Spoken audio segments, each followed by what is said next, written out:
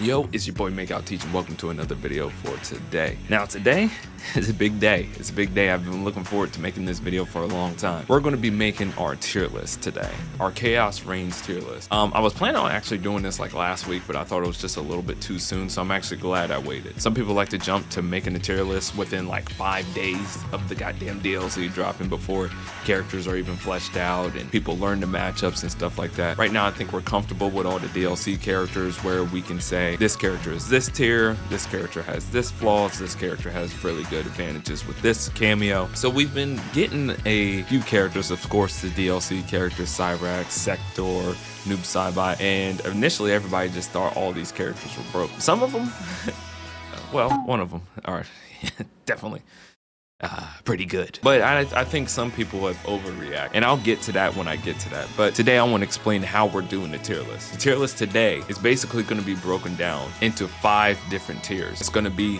a needs buffs, a mid tier or B tier, high tier or A tier, top tier, which is S tier characters, and then the top 5, which are S plus. And what I'm going to be doing is I'm going to be actually, instead of each character going through and talking about every character, I'm just going to break down each tier and explain the reasons why. So I'm gonna also try to order these characters from worst to the best of my abilities. Now I might not be on with every single character, but I think I've got a pretty accurate list. If you guys enjoy this video, make sure you guys leave a like on the video. Usually the tier list videos do pretty good. Usually they get, you know, pretty good amount of views and stuff like that. So I'm gonna up the like goal for everybody here. Let's see, I usually ask for like 5 likes. Let's see if we can get 15 likes on this video. The monetization's just been very, very brutal with Mortal Kombat as of late. It's not getting a lot of front page love from YouTube. So all the support is much appreciated. If you guys want to see me when I play these characters and stuff like that, make sure you guys come to my Twitch.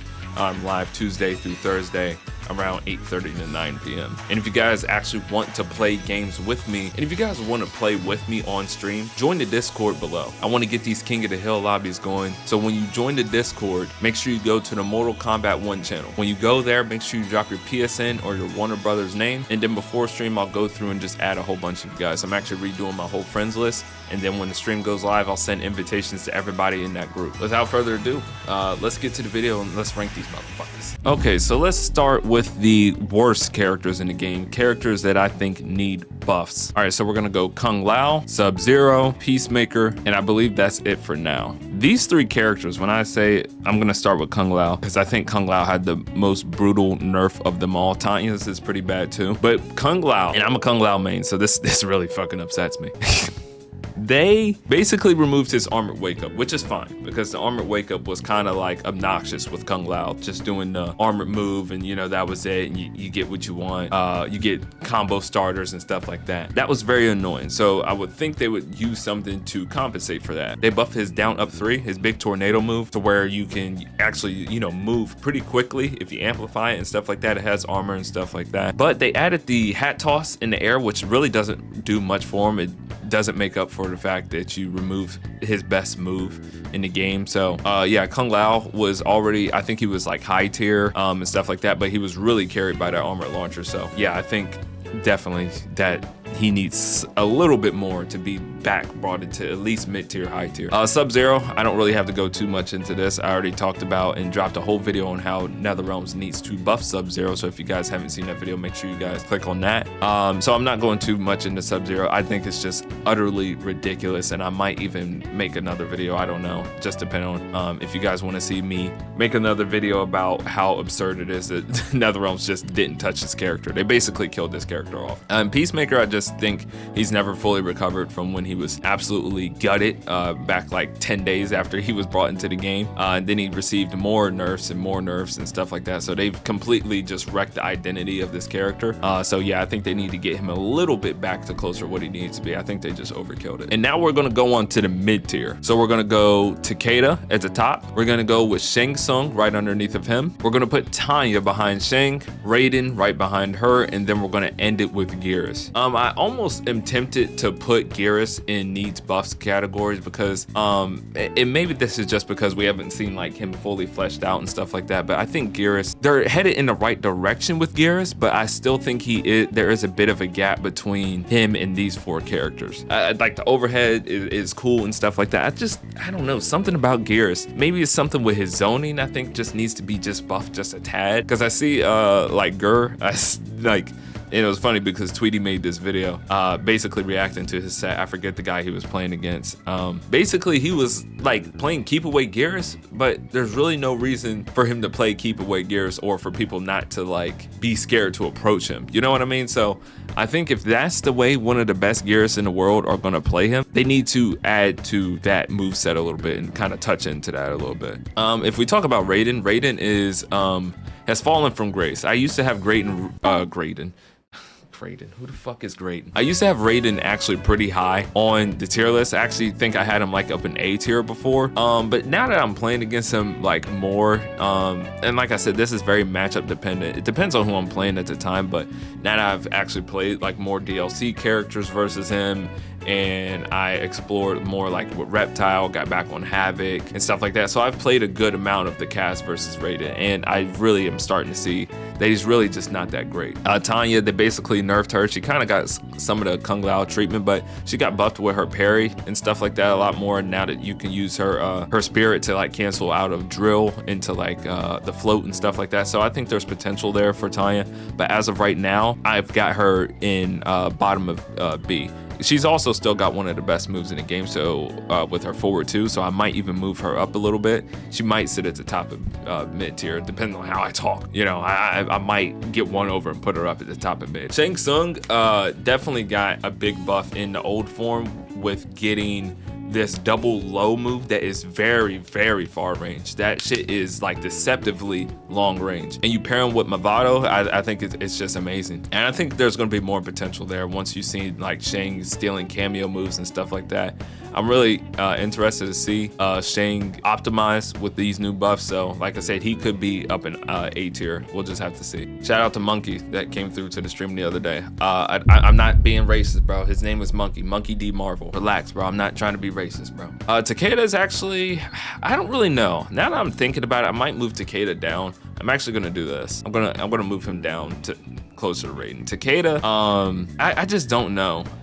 Really, it's the same issues he's always had with like a lot of gaps in his strings and stuff like that. And they nerfed his big boy damage, so man, it just really sucks.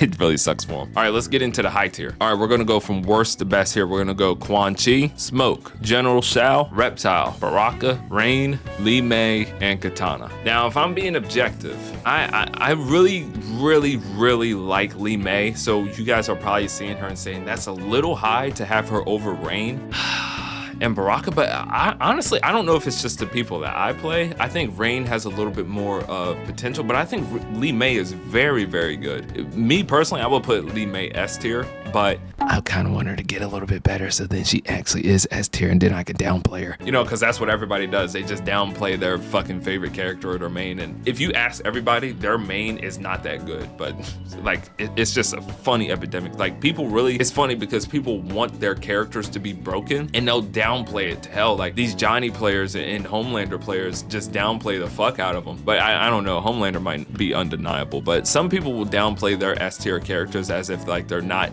fucking broken when they, like everybody else outside of their bubble sees clearly that they're fucking broken. Yeah, like I said with Li Mei, I just think Li Mei is just solid all around. I think she's probably like the template for all around characters in this game. She has a good projectile, she has decent buttons, she has good combo damage. Only thing she struggles with is like stubby hands and stuff like that, but now with her back two not being able to be armored through with her back 2-1, and then she has the back 2-4, which is a launcher, which of course, has a gap and stuff like that, but her back three is pretty good. So I don't think she struggles with it as bad as people think she does. Also, with her moves forward advancing more, I think that also gives a big plus. Let's talk about the other characters. Quan Chi. Quan Chi didn't receive any buffs. I really thought he was going to get buffs because didn't Ed Boon put him in the poll and like he was one of the most requested characters to get some buffs, and he just didn't get any. I don't know what the deal is with Quan Chi. I think we really need to bring back his summon move from MKX with the restand. I think that would be perfect for him. I think he just needs a little bit more. You don't want to buff his pokes too much because then he would be really good, but I think he just needs like maybe just he's one string away from being, you know, closer on the high tier, but he has such a deep kit that it's just undeniable for me not to have him at least in A tier, because I just believe there's a gap between Quan and Shang. I could be wrong, so now that I'm thinking about it, this is not me downplaying. I'm gonna put Quan at the top of B. That's just where I'm gonna put it for now. Now there definitely is a gap between Smoke and Quan. Smoke is the online warrior. If you're playing Smoke online, he's probably like a S tier character and stuff like that. But for me, I am objective. Oh man, I can't get through one fucking video, bro.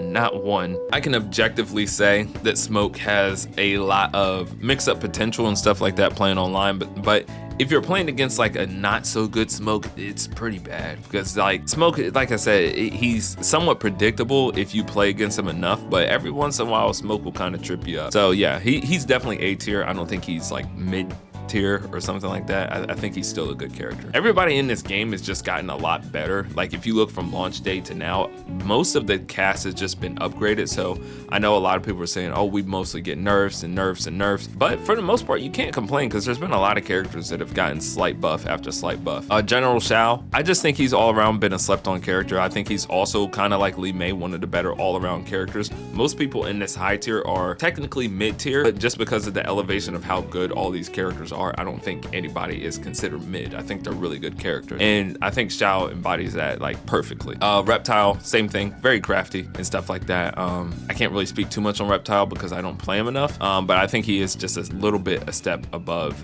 General Shao and Smoke, especially when he's paired with Mavado. Baraka is every master's fucking dream. Everybody loves Baraka, bro. Everybody that likes to I don't know. I just feel like people with fucking anger issues play Baraka. Like, can we be real? I just think there are people that just like to press fucking buttons and they're crazy and they have rabies. I can't say anything positive about Baraka players, man. I'm serious, I can't. I guess we cap it off with Katana. I spoke slightly on Rain there. I know people were on me about Rain saying he was kind of low. And I admit, I kind of see him kind of low, but now that the Pharah meta has kind of reduced a little bit and not everybody's using Pharah, I think he's back up to a little bit more of an A tier. And Katana is basically still the same. I would put her in S tier, but I just think other characters are just cooking right now in the meta. So Katana, nothing big changed for her, but she still is, like I said, a very solid character, and I still fucking hate her. All right, let's get on to S tier. Okay, so there's gonna be a lot of S tier characters, so you gotta bear with me, okay? Worst to best, of course, we're gonna go with Omni-Man, Noob Saibot, Melina, Sektor, Ashrah, Liu Kang,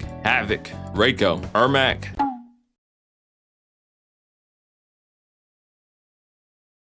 Sindel, Natara. Now, I'm not gonna lie, when I was just putting this together, you guys probably, I don't know if I'll leave it in, but I was very conflicted with these top three in S tier.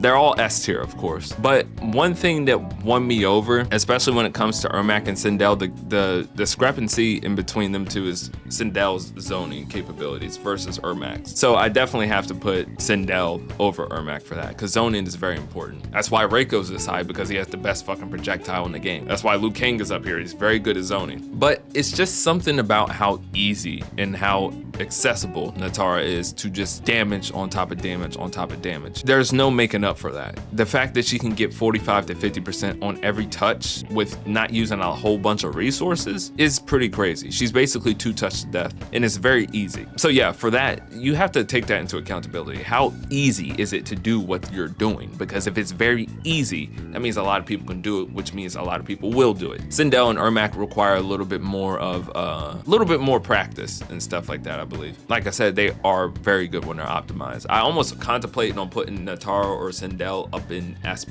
but when you see the 5 that are in S+, then, you know, obviously. And then we see Havik. I know this is a big talk of conversation with Havik. Some people believe he's the best character in the game and he's overpowered and stuff like that. I don't believe Havik is that fucking broken, honestly. He's not. I think some people are forgetting now that he has the enhanced corpse taunt and the helping hand is now buffed and he's got the low launcher, that Havik is just somehow this unstoppable demon. Now, Havik still has a lot of plus frames on moves and stuff like that, but Havik still has a lot of the issues that he struggles with. The thing is now he just has certain moves that can kind of just big dick his way through something. Now, the corpse taunt, the enhanced corpse taunt, is not very easy to do. I've only ran into maybe one person that has actually been able to do it. So now you might say a very high level, Havik may be S+ or top 5, but I still just think there's other things like Reiko and Sindel, Natara, Ermac that just, they have that are just better all around for, you know, there's certain things when you play Havik, you just have to play around and realize that these certain things are weaknesses. Some moves are very slow, there's gaps in the strings and stuff like that. I just think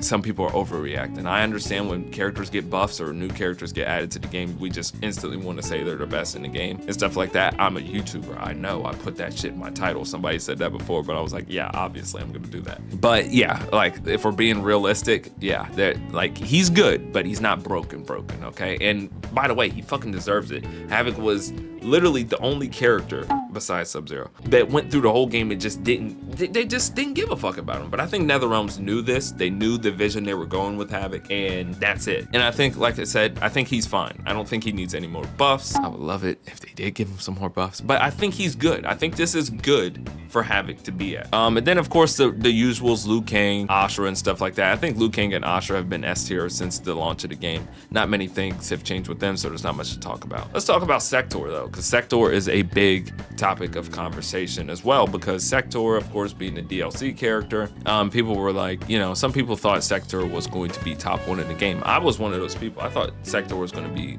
ridiculous, and she still has some potential to actually rise on the tier list. She isn't fully fleshed out, but she has a very good zoning kit and stuff like that, good counter zoning. I think I'm going to start using her a bit more because I actually really enjoyed the bitchy runaway don't fucking touch me playstyle. I know I criticize some people of like doing it, but it's actually pretty fun being a little bitch.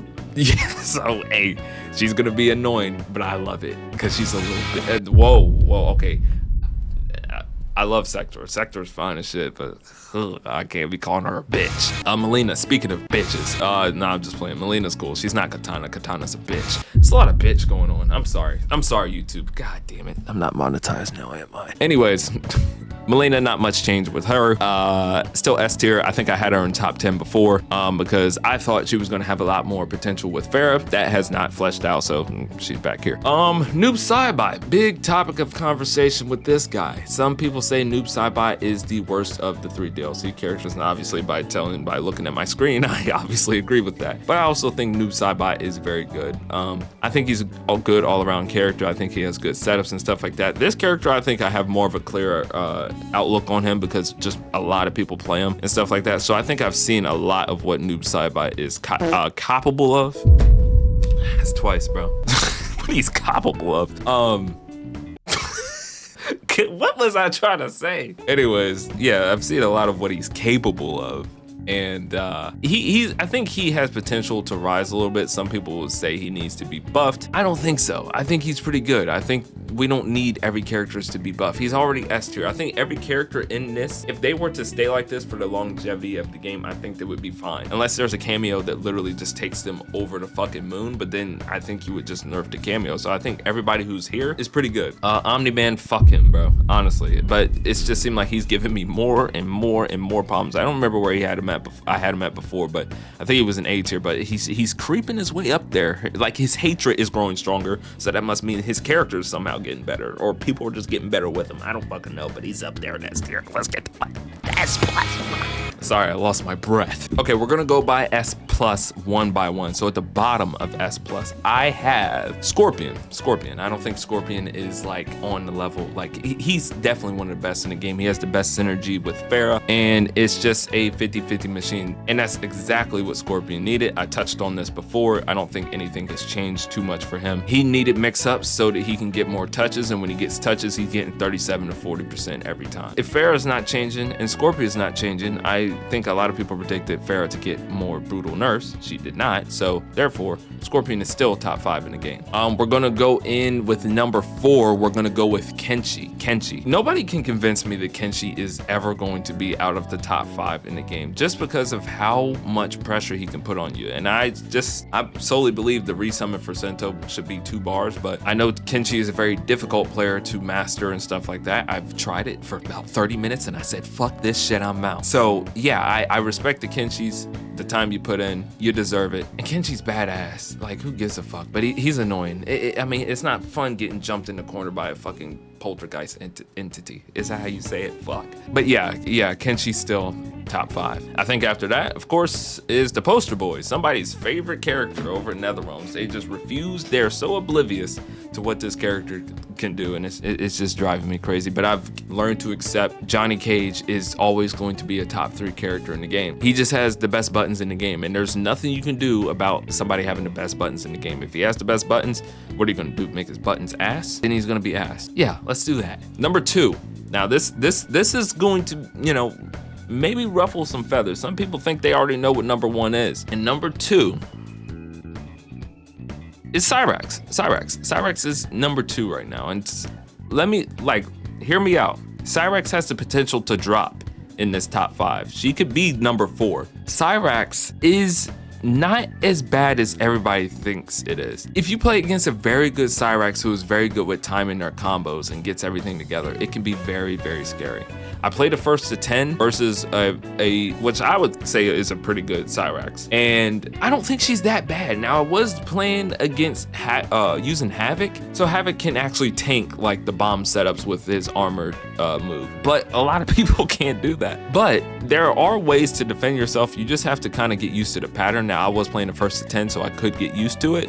It's not like ridiculous crazy. I would say she is top 1 if she had a good neutral. Her neutral game is not that great. Now she does potentially, I mean, besides Reiko, you could say she probably has the best projectile in the game because it's a combo starter. I guess she could have the best projectile in the game and the best, you know, of course, setups and stuff like that. But it's not better than Homelander. I'm sorry, it's not. I can't do it. So of course, number 1 being Homelander. Now let me say how Homelander is better than Cyrax. Homelander is better than Cyrax because not only does Homelander have the vortexes with his flight where he can mix up an overhead or a low starter, he has a very good neutral game and very good zoning game. There is no weakness to Homelander at all. What is the weakness of Homelander? He can combo off command grabs, so can Cyrax. He can zone better than Cyrax. He has better buttons than Cyrax.